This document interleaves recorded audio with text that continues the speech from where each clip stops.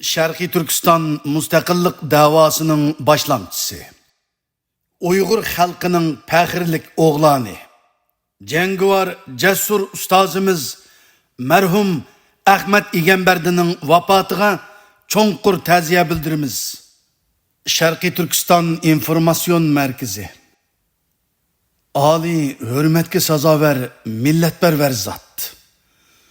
Milliy kurash tarixining shohidi ve Uyghur milletperverlik edebiyatının görünərlik vekillerinden biri. Sharqiy Turkiston sürgündü hükümetinin sabık Cumhur Reisi muhterem Ahmad Egamberdi Efendi Avustraliya Adelaide şehrinde 2026 yılı 20 aprel günü yerlik vaqt boyunca 90 yaşında alemden öttü. Bu qayg'uli xabar bütün Uyg'ur xalqi ve milli kurash sepidagi barliq qarindoshlarni cho'nqur qayg'u ve azobga soldi.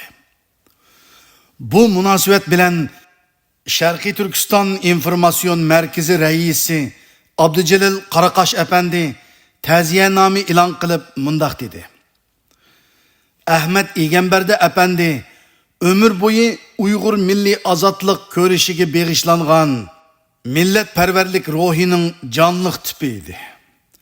O, Sharqiy Turkistonning tarihi vaqalarının bevosita şahidi buluş sübti bilen milli kurashning her bir bosqichida aktif rol oynadı.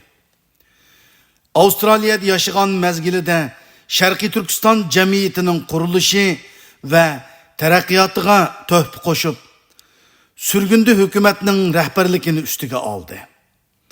O yana güçlük kalem ilgisi bulup, Sharqiy Turkiston vatinim mening, hicran derdi, zindandın yanrıgan otluk sadalar, qatarlık eserleri bilen Uyghur milletperverlik edebiyatını beyitti. Onun eserleri millet azatlığı, vatan muhabbeti ve erkinlik arzusunun güçlük ifadesi bulup kaldı. Muhterem Ahmad Egamberdi Efendi'nin vefati bütün Uyghur milleti üçün çoğun bir yo'qotish. Onun milli kurash yo'lida qoldirgan ruhi, irodasi ve eserleri bizge mangu ulgu bulup qoladi. Allahu Teala onun ruhini shod qilsin. Ebedilik mekanını cennetlerden kılsın. Uyghur xalqiga, aile tavabatlarına çoğunqur ta'ziya bildirimiz.